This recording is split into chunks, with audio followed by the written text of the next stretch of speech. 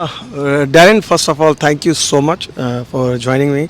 And I remember last year you were in broadcasting and you were doing the interview. It's not easy because I think that's an easier job when you just talk. So, what made you think let me do the walk the talk I when you think took this job? no. I think look, if you speak about having, I believe once the opportunity came, I believe I could have an impact in this West Indies team. It's a challenging job, but once I was mentally got myself in a mental state that I'm prepared to do this job, it was an easy decision for me to put my name in the hut. It seems doomed, but I'm telling you, I'm excited about the youngsters coming through, how we could build moving forward. Especially in that white ball. Obviously, we're out of the World Cup, but we could now prepare for the next World Cup with the young guys that we have coming through. And by the time 2027 comes, they are full of experience. We have a T20 World Cup next year. I'm looking forward to that and start building and starting the process in creating a squad that will allow us to win matches. So I'm still excited about this job that I'm in now. Yes, and you have rightly pointed out. My question is obviously whenever West Indies suffers, defeat or they are outclassed anywhere, people just go back to the glory days of 80s and 70s. But I will not go there. I will just go to Darren Sammy's days, which is not too far, where under your leadership West Indies won two back World Cup, T20 World Cup. So in that sense, you were part of that. Say, let's not talk about it. Even if recently, you guys did fantastically well. So when you speak about the turnaround, you are very positive. You can assure the fans that this is not just Sammy talking. You can walk the talk. Look, I think credit must go to the guys that I have. I had during that period. We had professionals in that T20 format.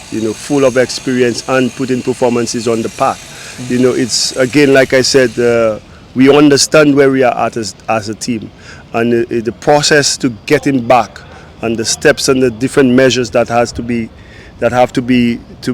taken, that we have to take to bring us back. It's a full circle from players, administration, facilities, everything. It will take a full circle for us to get back there. But one I'm really excited about, and I look at the work ethic of the captain, Shea. He's not successful by mistake. He puts in the work, and you could see some of the young players following in that regard. And for us as a coaching staff is to keep drilling in and keep facilitating and creating ways for us to improve.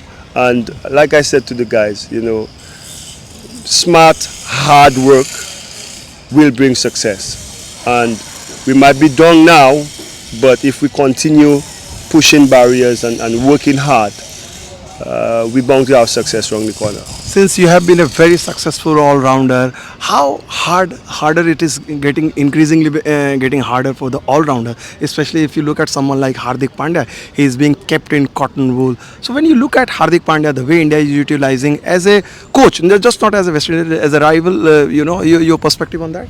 Yeah, look, if you have a good system, it will breed good players.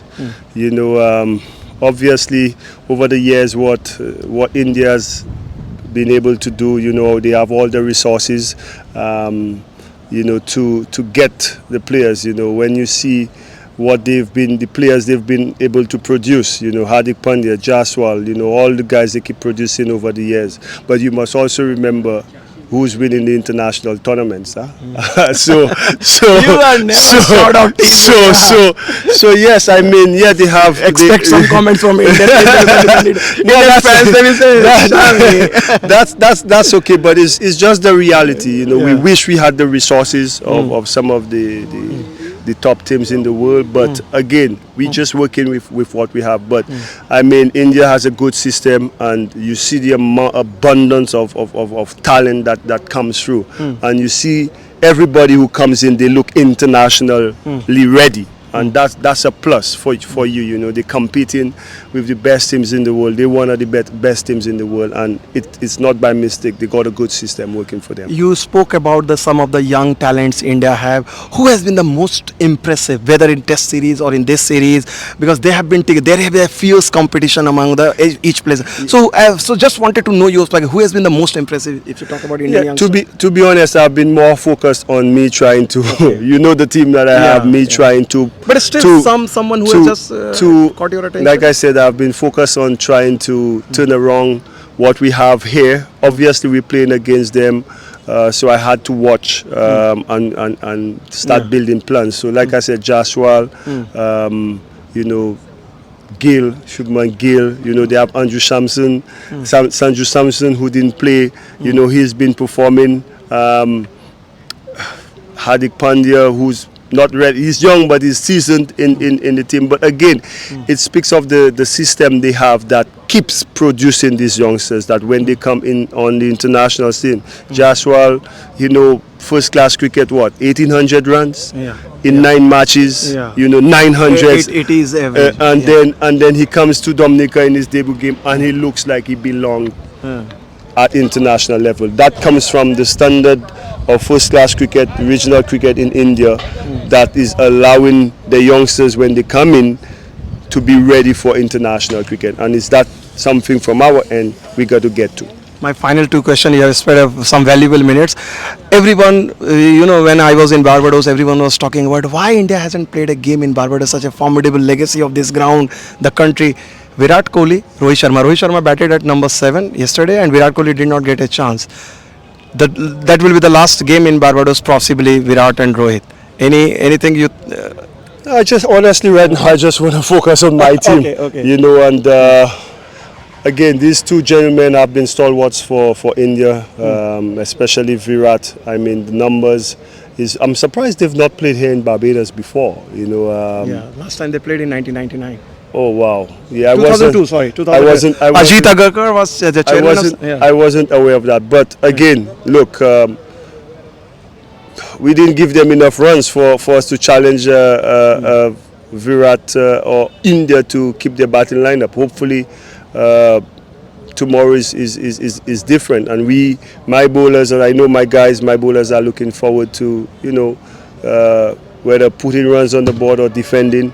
I'm bowling and looking forward to the competition and the toughness that Virat and Rohit and a proper batting lineup that India poses. And again, it's about we going out and executing against such a good team.